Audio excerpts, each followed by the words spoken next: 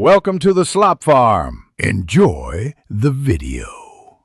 You start by plugging in or pairing your iPhone. This is the moment to act, not later. Use an Apple-certified Lightning cable for wired CarPlay or enable Bluetooth and Wi-Fi for wireless setups. Make sure Siri is on, because CarPlay routes voice controls through Siri. This enables navigation, messages, and calls hands-free. Once done, unlock the phone when connecting the first time so the head unit can trust the device. If a prompt appears on the screen, approve CarPlay access to complete the handshake. Now you authorize and shape the experience. Accept the CarPlay pairing prompt on the Vios display and on your iPhone, because both sides need permission to exchange data.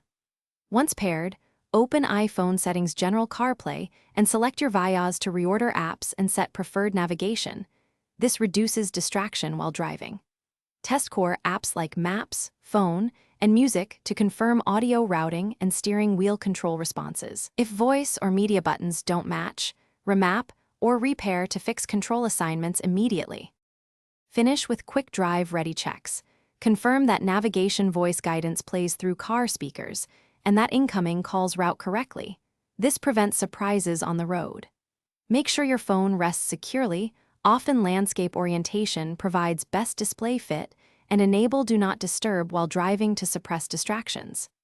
If CarPlay doesn't connect, power cycle the head unit and restart your iPhone. Then swap to a known good Apple cable. Faulty cables are the most common cause.